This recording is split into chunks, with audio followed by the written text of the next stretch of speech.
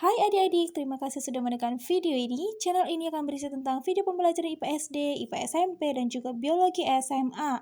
Untuk itu jangan lupa di subscribe ya. Terima kasih. Baik adik-adik, kali ini kita akan masuk topik baru masih di pelajaran IPA. Jadi, kali ini kita akan membahas reproduksi seksual pada hewan. Kalau kemarin kita sudah membahas reproduksi seksual pada hewan, sekarang kita juga harus tahu dan paham bagaimana reproduksi seksual pada hewan.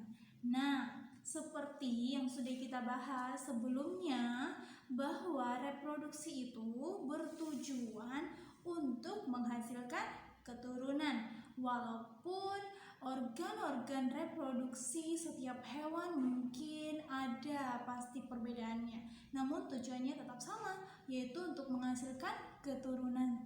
Nah, kali ini misalkan review kembali apa itu yang dimaksud dengan reproduksi seksual.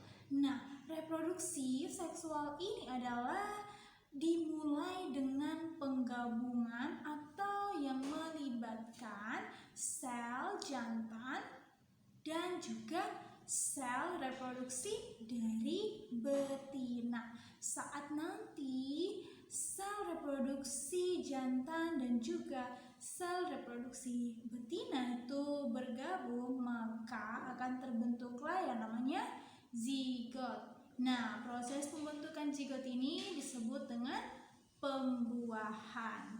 Oke, kalian boleh sambil menuliskan penjelasan yang ada di video ini di notebook kalian ya adik-adik, biar nanti bisa kembali kalian review ya.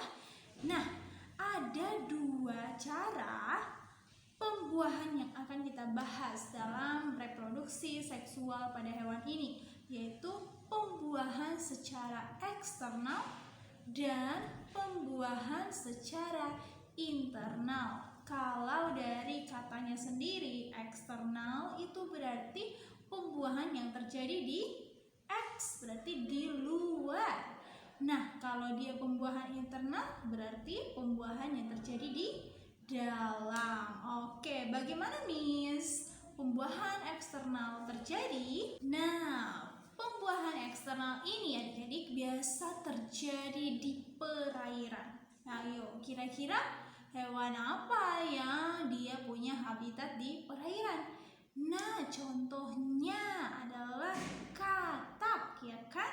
Atau mungkin juga ikan, ya. Karena katak itu dia punya dua habitat, yaitu bisa dia hidup di daratan, bisa juga hidup di perairan. Nah, kita fokus coba ke ikan yang dia memang habitat aslinya di air ya.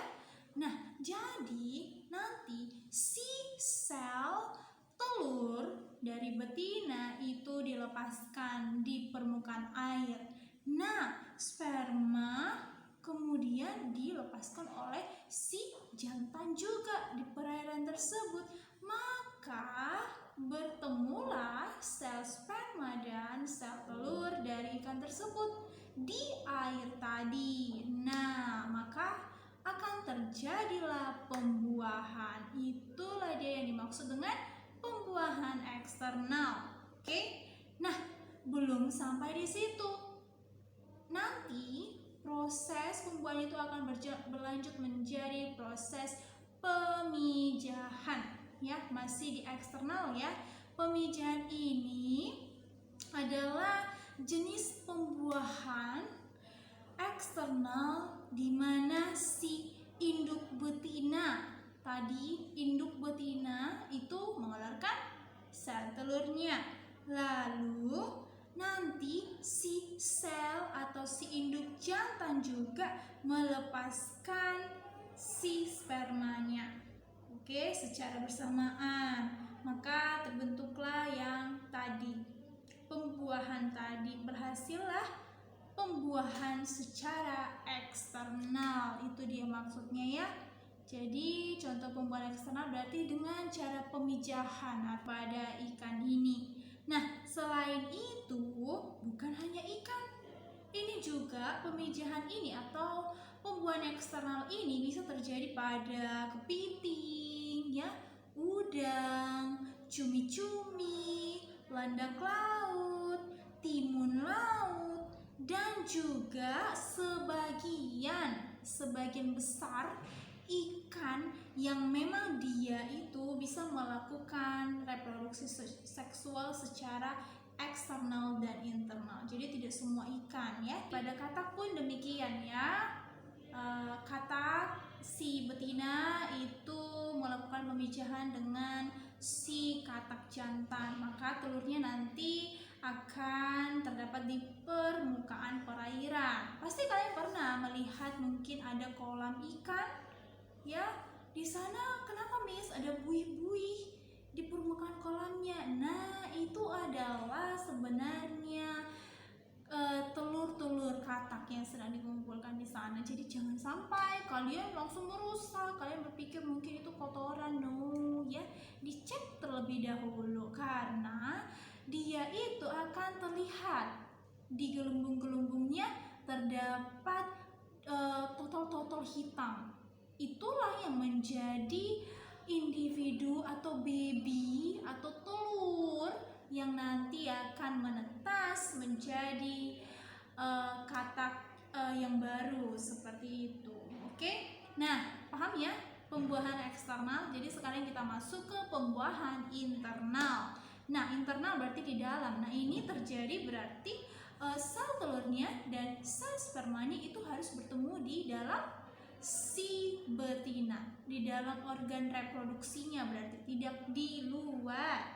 Oke, nah ini bisa terjadi pada hewan kelompok ovipar dan juga vivipar. Sebelumnya Miss mau tanya, kalian tahu tidak apa itu ovipar? Nanti buat di kolom komentar, ya. Dan apa itu vivipar? Nanti juga kalian boleh kasih tahu di kolom komentar. Nah, sekarang kita akan membahas pembuahan internal pada hewan ovipar. Ovipar itu adalah hewan yang bereproduksi secara bertelur. Oke, bagus. Nah, ini pada hewan ovipar, telur yang sudah dibuahi itu akan berkembang di luar tubuh hewan betina. Jadi seperti ini. Telur itu memang dibentuk di tubuh betina, tapi hanya dia sampai telur saja. Nanti saat telur ini dikeluarkan si betina, maka akan kembalilah dia berkembang. Contoh kecilnya telur ayam, ya. Telur ayam itu biasanya ayamnya, induknya itu kan hanya mengeluarkan telur. Bukan ayam yang langsung keluar dari perut si induknya, tidak. Induknya itu mengeluarkan telur dalam wujud telur. Nah, bisa jadi telur ini mungkin mama buat dierami. Dierami itu berarti proses reproduksi selanjutnya, ya, setelah telurnya dikeluarkan. Nah, ada juga mungkin sebagian kita jadikan jadi telur mata sapi, ya kan? Atau mungkin direbus untuk kita makan langsung gitu. Namun dari telur inilah akan menghasilkan keturunan baru lagi dari ayam seperti itu. Nah, biasanya saat proses pengeraman dari telur ini berlangsung kira-kira berapa hari? Nanti coba kalian cari tahu. Atau siapa yang sudah tahu boleh juga cantumkan di kolom komentar berapa lama ayam mengerami telurnya sampai menetas menjadi anak ayam. Oke? Nah, jadi telur ini nanti akan dierami. Dierami itu berarti dilindungi si induk telurnya dengan menggunakan sayapnya, karena dengan bulu yang ada di sayapnya dan badannya itu akan menghangatkan telur. Dengan hangatnya atau meningkatnya suhu pada telur tersebut, itu akan mempermudah telurnya untuk berkembang di dalam. Oke, tapi biasa juga boleh dibantu dengan pencahayaan.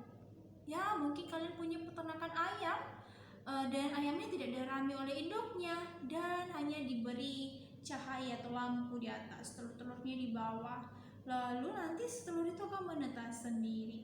Jadi intinya untuk menetaskan telur itu adalah suhu yang hangat. Oke?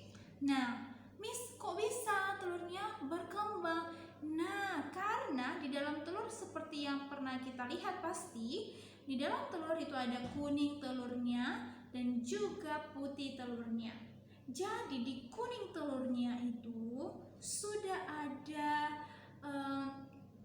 bibit dari ovumnya tadi. Jadi itulah yang akan berkembang. Nah, lalu di sana akan terjadi pembentukan pembuluh darahnya, pembentukan sayapnya dan semua organ ayamnya. Dan kok tidak mati, Miss, selama di sana? Karena si ayam itu atau si telurnya itu mengambil makanan dari nutrisi yang ada di kuning telurnya. Ya, jadi sangat luar biasa sekali. Kuning telur itu dan putih telur itu, mereka saling melengkapi untuk membentuk satu ekor ayam. Jadi nanti kalau sudah waktunya, maka telur itu pun akan menetas. Keluarlah telur ayam dari cangkangnya. Oke? Nah, sampai di situ ya yang ovipar. Nanti kalian boleh cari juga kira-kira contoh lain dari hewan ovipar apa saja ya. Nah, sekarang kita ke vivipar. Ini berarti melahirkan. Nah, ini berbeda dengan ovipar. Kalau ovipar tadi hanya mengeluarkan telur, telur itu dikembangkan lagi di luar tubuh. Namun kalau vivipar ini, telur tersebut setelah bertemu dengan sel kelamin jantan lalu akan membentuk yang namanya zigot ya. Lalu setelah itu dia tetap akan dikembangkan di dalam rahim si hewannya. Oke, sampai dia itu berwujud seperti induknya. Contoh pada sapi. Sapi itu selama mengandung anaknya, berarti di kandungannya itu ada anak sapi ya, sampai benar-benar seperti anak sapi. Kalau nanti waktunya sudah pas, maka anak sapi itu pun akan dilahirkan. Seperti manusia ya, kita juga dulu itu setelah orang tua kita menikah, terjadi pembuahan, lalu kita pun ada di rahim ibu kita. Nah, di dalam rahim ibu kita lah kita dibentuk menjadi baby yang sangat-sangat gemes yang pastinya dirindukan mama papanya. Lahirlah kita berwujud manusia yang cantik, yang ganteng gitu. Nah, kalau tadi kita ambil satu contoh vivipar yaitu sapi, ini juga bisa terjadi pada kucing ya, pada anjing, dogi ya, dan juga hewan-hewan yang tergolong dalam kelompok mamalia. Semua mamalia itu bereproduksi secara vivipar, berarti dengan pembuahan internal. Oke? Nah, selain itu juga ada hewan yang unik dan itu sangat cantik. Kira-kira hewan apa? Yang dia juga sebenarnya mengalami pembuahan internal, yaitu si kupu-kupu. Oke, kupu-kupu juga demikian ya. Jadi kupu-kupu jantan dan kupu-kupu betina itu melangsungkan proses perkawinan. Jadi bertemulah sperma dari jantan dan juga sel telur dari si betina. Nah, itu akan terjadi pembuahan nanti di sana hingga menghasilkan apa sebelum kupu-kupu. Ya, kalian pasti sudah tahu ya, kalau misalkan kupu-kupu itu nanti akan bertelur ya. Jadi proses pembuahannya di dalam, makanya dia masuk ke kategori pembuahan internal. Oke, kupu-kupu itu mengeluarkan telur, telurnya nanti akan berkembang menjadi apa ya, ini sudah kita pelajari di metamorfosis ya. Diharap kalian masih ingat, sudah fisik slow, atau mungkin ini bagi yang menonton mungkin sudah SMP, sudah SMA.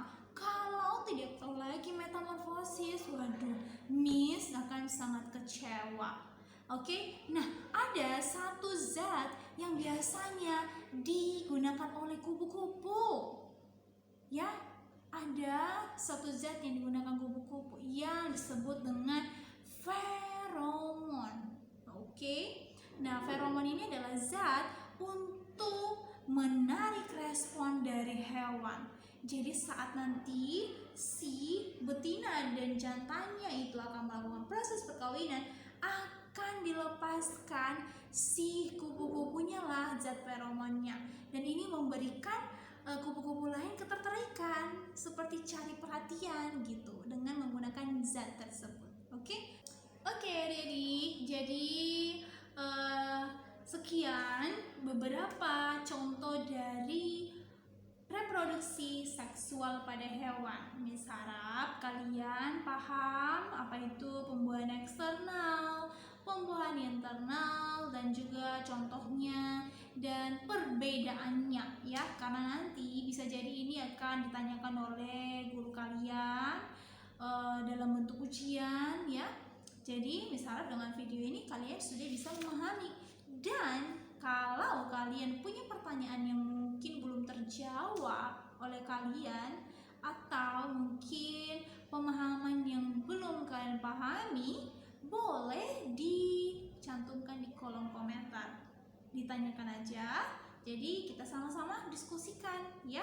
Oke, karena waktu kita sudah habis adik-adik, jadi sekian video kali ini yang berhubungan dengan reproduksi seksual. Miss harap kalian tetap semangat belajar, dan jangan lupa dukung channel Miss dengan cara like setelah menonton videonya ya adik-adik, dan jangan lupa ditekan tombol subscribe dan loncengnya agar kalian selalu langsung mendapatkan notifikasi video terbaru dari Miss. Oke, sampai jumpa di video selanjutnya. Bye bye.